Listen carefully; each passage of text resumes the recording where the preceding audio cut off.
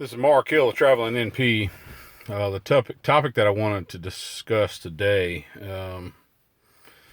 is one that seems really boring, but it is very important, and it's something that any prospective locums person is really going to want to know, and that is what is the credentialing process and the application process and the how long does it take? When you start into this business, the first thing that you're going to do, of course, is get associated with a staffing company, and the staffing company is, of course, going to want to run your life, and so they're going to want you to sign a contract with them, and you really kind of have to, unless you've got some connections in hospitals or clinics where you can be your own private contractor. But staffing companies in the medical locums field are really, from my experience, imperative, even though they're kind of a necessary evil. You fill out an application. They'll ask you, some of the applications that you fill out for these staffing companies are really simple. They'll ask you for your licensing. They'll ask you for a few things. So it seems kind of easy up front. You think, oh, that wasn't too bad. So you send all your stuff in, and they say, well, we'll be contacting you. Some of your more aggressive staffing companies are going to be trying to present you with positions in your initial conversation, and that's all fine and good, depending on what you want to do and how you want to do it. But after you get, let's say they present several positions to you across the United States or in your state or whatever, and you say, okay, you have to give them permission to present you to that job, to that assignment. And so what they do is they send your name over and your credentials or your specialty, and they send a little bit of information over to the hospital or clinic or the urgent care. And they look it over for a day or two, and then they notify the staffing company whether or not they want to proceed with credentialing. So the staffing company will then call you back, and they'll say yes, they are interested in proceeding, or at least talking to you. So a lot of times they'll want to set up a phone interview, and so they'll set it up for like 2 o'clock on a Tuesday afternoon or whatever. You answer the phone, and of course you're trying to portray yourself in the best light, and they'll ask you several questions about your work experience and what kind of things you've done. And they're trying to get a feel for, how well you're going to fit in their organization. And you got to remember that a lot of these places have been burned by locums people, because the worst thing you can do when you're trying to talk to a prospective assignment is to fudge it a little bit or lie about your capabilities or the things that you've done, because those places and those people are going to expect you to be able to do the things you say you can do. And you give yourself a bad reputation, and you give the staffing company a bad reputation if you're not able to fulfill the promises that you make on the phone. So, don't be afraid to say, hey, I don't know much about that, or hey, I hadn't done much about that. And there's always going to be times when those types of situations are going to come up. I haven't done much of that. I'm not really that familiar with that. Know what you know, and say, hey, these are the things that I've done, and these are the things that I can do. So then after that, the clients that you talk to, they'll usually give you an indication at the end of the phone call whether or not they're going to proceed. Some of them are a little bit vague, but most of them give you a good indication of what their intentions are. And then typically they'll contact the staffing company, and the staffing company will get right back with you and say, okay, we want to go ahead and start the credentialing process. And then the bigger companies will say, well, somebody from the credentialing department will get into contact with you.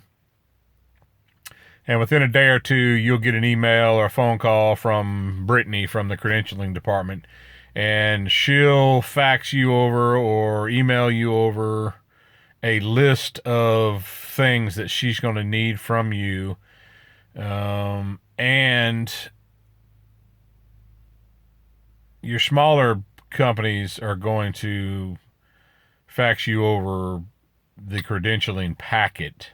Now, your larger companies typically have a credentialing department that are going to handle a lot of the credentialing paperwork for you. And by that, I mean they're going to fill out a lot of it for you, and then they're going to put little markers on where they want you to sign. So that's a really, that's, believe it or not, that's a real help, because I can tell you that some of these credentialing packets for some of the hospitals that I filled out in the past are massive. I mean, they'll be this thick in paperwork, and you've got to thumb through all that and answer all these questions about liability insurance, whether or not you've committed felonies, whether or not you're under any sort of investigation, yada, yada, yada, whether or not you're taking drugs, alcohol, the whole spill.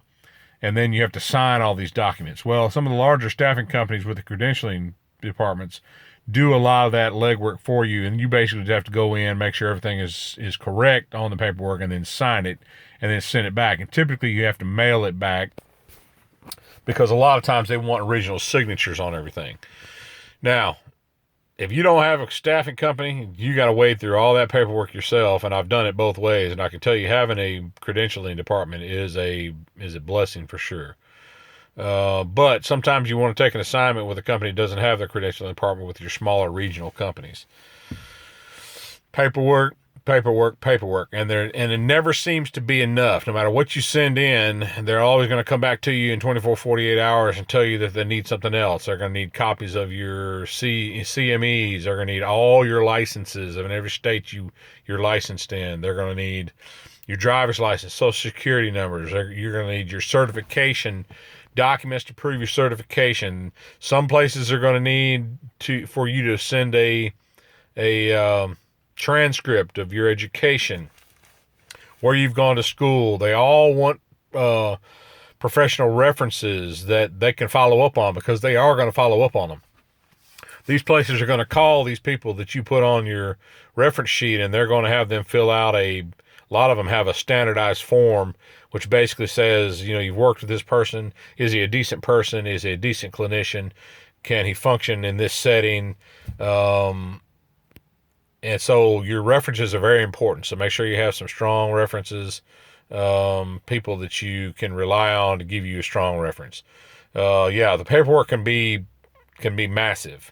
Even when you have a credentialing department, you're going to be able to feel a little bit overwhelmed by all the paperwork that comes in, flying in at you, and all the requirements that you have to meet. Now, keep everything. Keep a copy of everything. Keep all your licenses. I have a little binder, one of those little binders with the ring binders, and I have everything piled up in there to where I can get to it. My wife handles a lot of the paperwork for me. She gets it all lined up, and then I sign it. She gets it all sent off. She does a lot of the computer stuff, emails, stuff back and forth.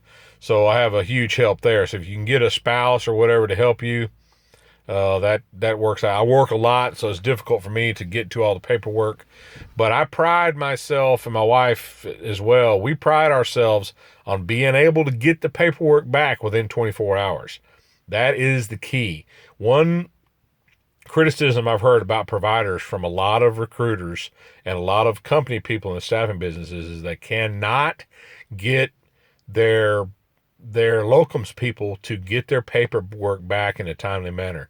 And then they wonder why they're missing out on these assignments and wonder why they're going without work. You've got to get your paperwork back. You got to be very punctual. You got to be systematic. When you get your stuff in, don't procrastinate. Don't say, well, I'll do it this weekend. If you want this job and you want to make this good money and you want to do these things, you better get that paperwork in, because believe me, these staffing companies and these people are going to be impressed by you if you are. They almost all the time, when I get paperwork back in 24 to 48 hours, I get a comment back in an email about how much they appreciate my punctuality. I have one recruiter that talks to me fairly often, and she said, look, you're one of the few locums people that I have that is very, very punctual with your paperwork and your responses. She said, that is extremely unusual. She said, I wish that I could get you to do a seminar on the importance of getting your paperwork back in. Get your paperwork back in. It's a pain in the butt. It's going to be a pain in the butt now. It's going to be a pain in the butt later. So you might as well go ahead and do it now and get it over with. It's important to get your paperwork done. It's important to get all your credentialing paperwork done. And then it's just a waiting process because these hospitals are going to look up your tail end and sift through your organs for anything that might be a red flag. Now, I don't know of any particular thing that may cause you not to get a job necessarily, except for maybe several hits on your liability insurance or whatever. I mean, if it's obvious that you had several issues with people suing you over malpractice type problems, you may not get a job. But most people with a fairly clean record and a fairly good work ethic and record, you're going to be able to find a position. Um, some hospital credentialing, I will tell you, takes 3 or 4 months.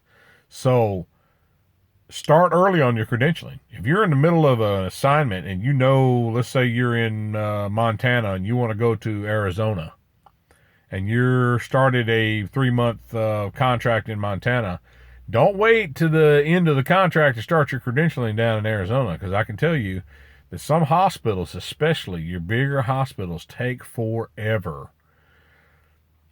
And there's nothing to say during that credentialing process that they have to bring you on. If something comes up or they hire somebody full time, they'll just cut you loose because there's no loyalty.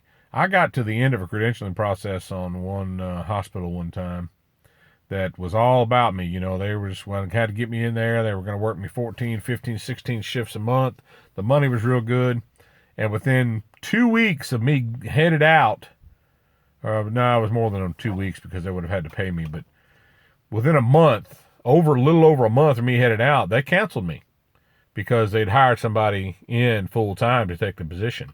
Now, if a contract gets canceled within 30 days of the start date, that contract has to be paid by the contract rules out to you.